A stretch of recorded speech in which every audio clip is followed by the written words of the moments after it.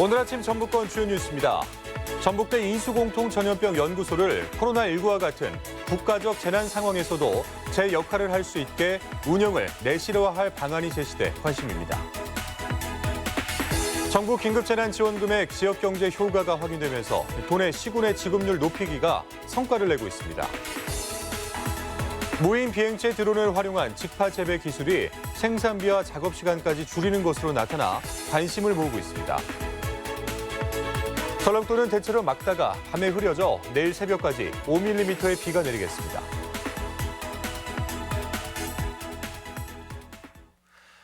여러분 안녕하십니까? MBC 뉴스투데이 이어서 전북권 뉴스입니다. 정부 긴급재난지원금의 지역경제에 미치는 효과가 속속 확인되고 있습니다. 지원금 효과를 더욱 높이려는 도내 시군들도 각종 대책을 경쟁적으로 쏟아내고 있는데요.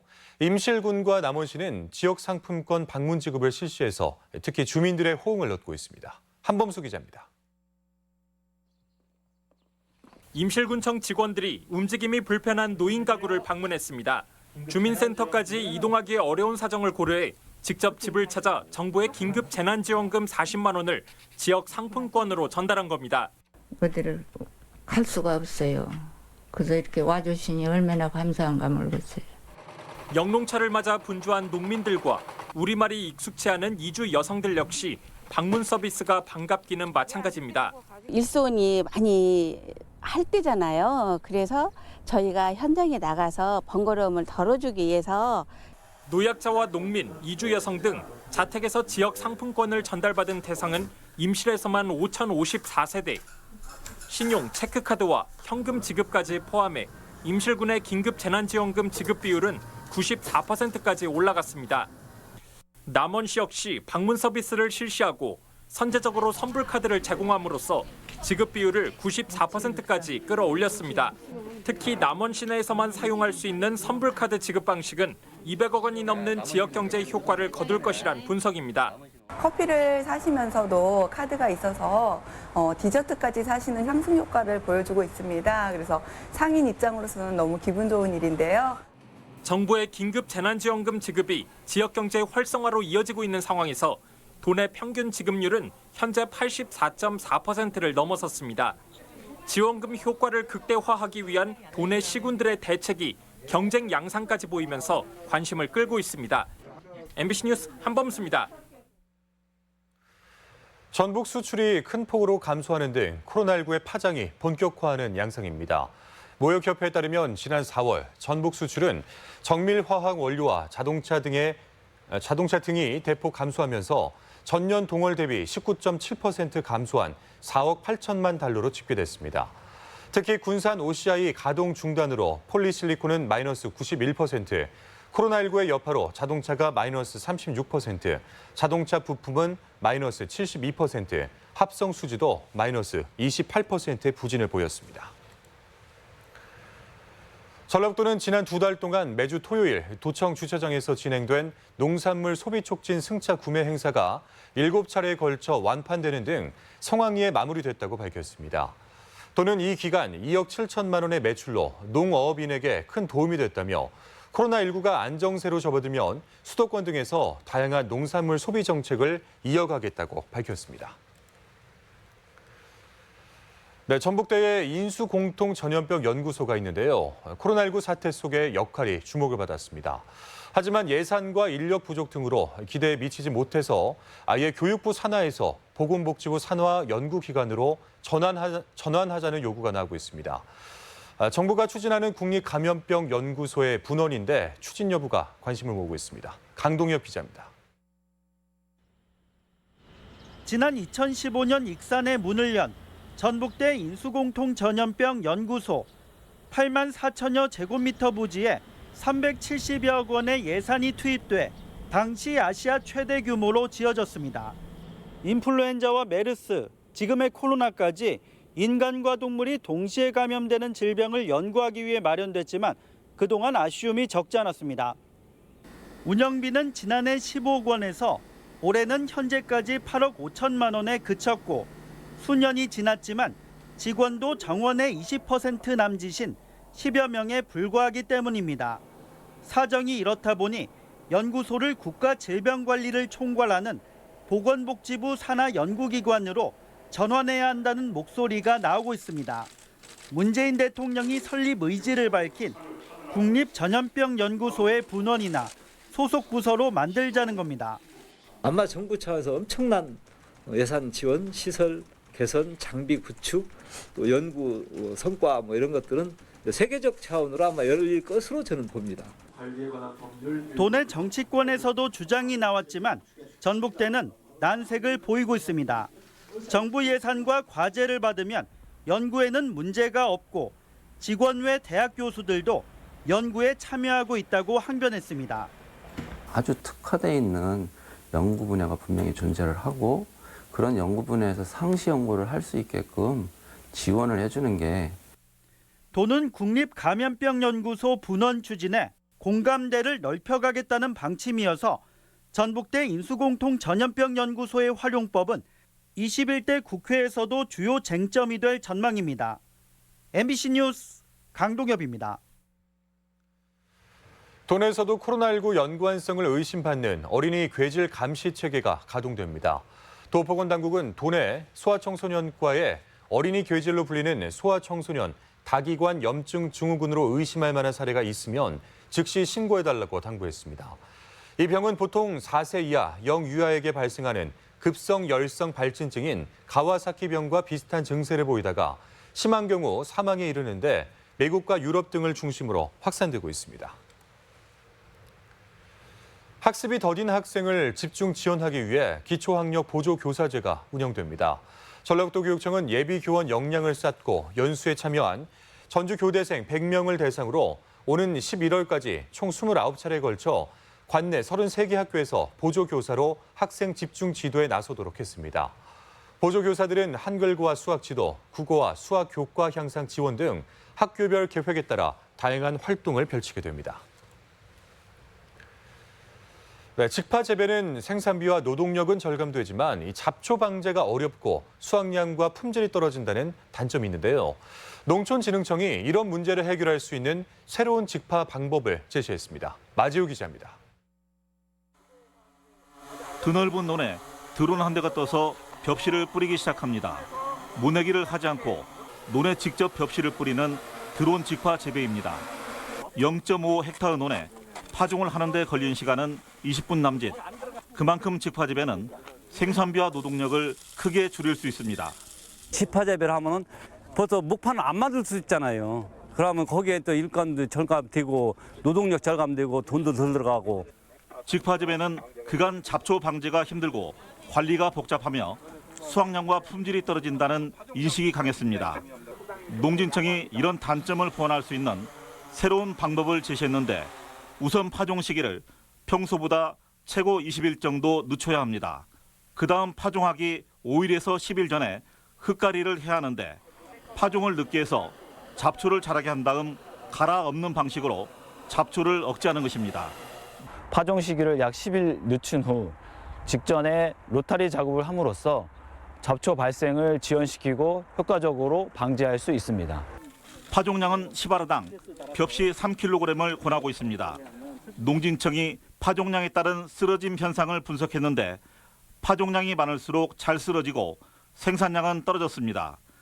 드론으로 직파 재배할 경우 기계 이양에 비해서 생산비는 헥타르당 최고 120만 원을 절감할 수 있고 작업 시간도 6분의 1로 줄었습니다. 반면에 직파 시기와 파종량만 적절하게 조절하면 수확량은 기계 이양과 비슷한 것으로 분석되고 있습니다. MBC 뉴스 마지오입니다. 새만금 수변도시 조성 사업이 지역 갈등으로 비화되지 않을까 우려됩니다. 군산 상공회의소 등 군산 지역 13개 단체는 새만금 수변도시 선도 사업 중단을 촉구하는 기자회견을 갖고 새만금 개발청도 방문해 항의했습니다.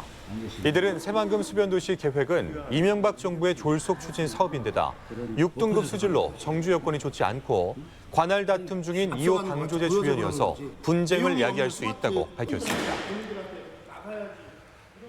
네, 2주 전 익산 귀금속 단지에서 30분 간격으로 연쇄 절도 사건이 발생했습니다. 용의자는 동일인으로 사전 답사까지 할 정도로 범행은 치밀했는데 재난지원금을 받으러 집을 나섰다가 덜미가 잡혔습니다. 조수영 기자입니다.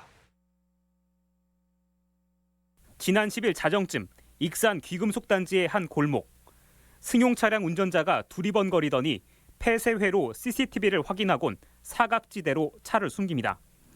이 남성은 56살 A씨로 금은방에 창문을 부수고 들어가 1억 3천만 원 상당의 귀금속 700여 점을 훔쳐 달아났습니다. 피해자는 이곳 금은방에서 10분 만에 범행을 마무리 지은 뒤 미리 파악해둔 동선을 따라 150m 떨어진 또 다른 금은방에서 2차 범행을 저질렀습니다. 사전 답사까지 했다는 건데 CCTV나 방범용 덧문이 설치되지 않아 보안에 허술한 가게가 표적이 됐습니다. 있었는데 지금 떼어버렸죠. 전기도 안 주고 그러니까 떼어버렸죠. 피의자는 강원도 주민으로 서울에서 차를 훔쳐 만능키로 시동을 걸고 익산에서 범행을 끝낸 뒤 차량을 원래 장소에 가져다 놨을 만큼 용의주도했습니다. 하지만 거주 지역 주민센터에 코로나19 재난지원금 40만 원을 타러 갔다 첩보를 입수한 경찰에 덜미가 붙잡혔고 같은 전과로 수감됐다 풀려난 지 석 달 만에 상습 절도 혐의로 구속돼 다시 철창 신세를 지게 됐습니다. 지능적이고 사전에 준비를 한 그런 범죄로 형량이 중하기 때문에 저희들이 구속 수사를. 경찰 조사에서 A씨는 생활고에 시달리다 범행을 한 것으로 밝혀졌는데 생계에 보태려던 귀금속은 고스란히 압수됐고 순간의 욕심에 재난지원금도 사실상 물 건너갔습니다. 그게 카드로 나오잖아요. 그러면 사용 못합니다. 현금으로는 줄 수가 없잖아요. 만약에 영치금으로 넣는다면 모르겠지만 영치금으로 넣지 않는 한은 사용할 수 있는 방법이 없습니다. 경찰은 A씨의 여죄와 공범 관계 여부를 보강 수사한 뒤 사건을 검찰에 넘길 예정입니다. MBC 뉴스 조수영입니다. 여성 2명을 연쇄 살해한 피의자 최신종이 거짓 진술로 의심을 키우고 있습니다. 전주 완산경찰서는 어제 오전 최신종이 약을 먹어 범행이 기억나지 않는다는 주장을 확인하기 위해 범행을 전유로 다닌 병원과 약국 11곳을 압수수색한 결과 향정신성 의약품에 대한 처방 기록이 없다고 밝혔습니다. 최신종은 지난달 14일 아내의 지인인 34살 A씨를 살해한 데 이어 나흘 뒤에는 채팅을 통해 만난 부산의 29살 B씨를 살해한 혐의로 구속됐습니다. 도내 대표 향토기업인 하림그룹을 상징하는 명예도로 하림로가 익산시에 생겼습니다. 특정 기업의 이름을 딴 도로가 익산에 생긴 건 이번이 처음입니다. 지역 소식 유룡 기자가 전하겠습니다. 하림그룹의 이름을 딴 도로가 생겼습니다. 익산시는 최근 도로명 주소위원회 심의를 거쳐 익산역에서 하림 본사가 있는 동산병원 사거리까지의 중앙로 1.9km 구간에 명예도로명인 하림로를 부여했습니다. 익산시가 명예도로명을 부여한 것은 이번이 처음으로 자산 10조 이상의 32개 대기업 가운데 하림이 유일하게 익산에 본사를 두고 도내 55개 사업장을 운영하는 것을 높이 평가한 겁니다. 익산시는 도로명 간판 등 안내시설물 설치를 완료한 후 다음 달 5일 명예도로명판 제막식을 가집니다. 지역 내 기업 홍보와 도로를 산업 자원으로 활용할 수 있는 계기를 마련했습니다. 앞으로도 기업 유치와 관광 개발 등으로 활용하기 위해 명예도로명을 부여해 나갈 방침입니다. 순창군이 전라북도 지역전략산업 콘텐츠 개발 지원 사업 공모에 최종 선정되면서 발효과학 실감 콘텐츠 놀이공간이 설치됩니다. 오는 10월 고추장 마을에 준공 예정인 푸드사이언스관에 설치되는 놀이공간은 AR 등의 증강현실 게임을 통해 특화 전략산업인 발효과학과 미생물에 대해 쉽고 재미있게 접근할 수 있습니다.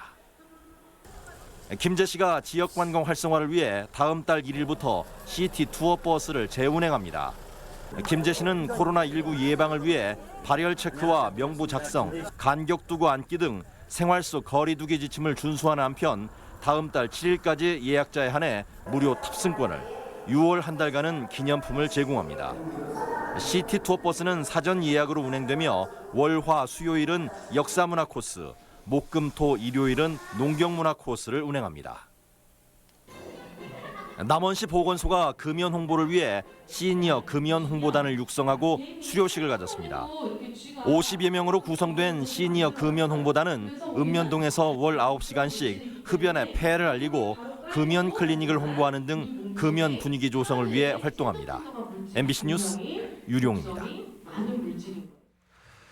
김제 씨는 새창이 다리에 방치된 의자와 그림 등을 철거하고 도색 작업과 바닥면을 보수해 지역 대표 관광지와 축제 홍보물을 설치하는 공간으로 새롭게 단장했습니다.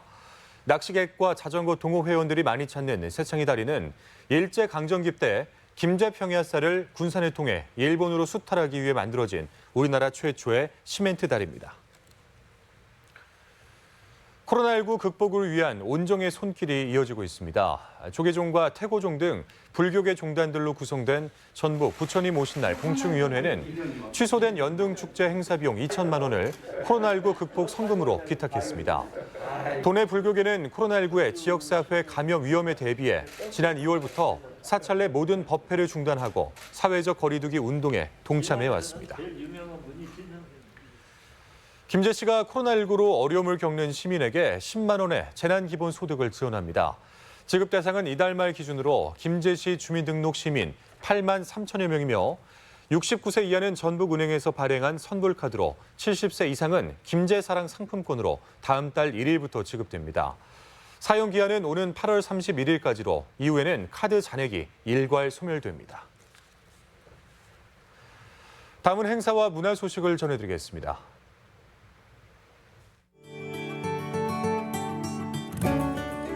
전주시립예술단이 오늘부터 다음 달 23일까지 매주 화요일 음악 낭독극 어린 왕자를 공연합니다. 남원시는 오늘 광안로원 완월정에서 시립농악단의 흥겨운 농악 한마당 공연을 선보입니다. 전주 부채문화관은 오늘까지 국가무형문화재 제128호 김동식 선자장 이수자 김대성 초대전을 갖습니다. 아이들의 상상력과 동심을 키우는 체험형 전시 동네방네전이 완주 복합문화지구 노예아트홀에서 열리고 있습니다. 전라북도 과학교육원이 이색적인 즐거움과 창의력을 기를 수 있는 특별 기획전을 마련했습니다. 전주시가 내일부터 11월까지 호동골 양묘장에서 꽃과의 어울림 자연 놀이터를 운영합니다. 익산시가 오늘 통합전수교육관에서 문화도시 시민 이야기 마당을 진행합니다. 한국아동청소년 안전교육협회 전북본부는 오늘까지 재난안전지도사 자격과정 수강생을 접수받습니다. 전주교육지원청 위센터가 코로나19로 인한 경험을 소재로 자신의 생각과 느낌을 표현한 심리치유 작품 공모전을 받습니다. 캠틱 종합기술원이 내일까지 취업 동아리와 컨설팅 지원 사업 참가자를 접수받습니다.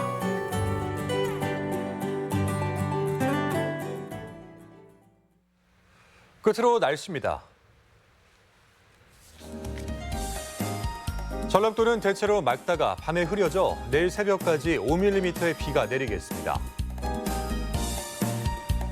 지역별 기온입니다. 전주는 아침 기온 14도에서 낮 기온 25도, 익산 13도에서 24도, 동북권 무주는 12도에서 26도, 장수 12도에서 23도, 서해안권 군산은 14도에서 22도, 고창은 13도에서 23도 등을 기록하겠습니다. 현재 초미세먼지 농도는 전주와 익산이 매우 나쁨, 나머지 지역은 나쁨이나 보통 수준을 보이고 있습니다. 오늘 하루 미세먼지와 초미세먼지 농도는 보통 수준으로 예상되지만 오전에 나쁨 수준이 나타날 수도 있겠습니다.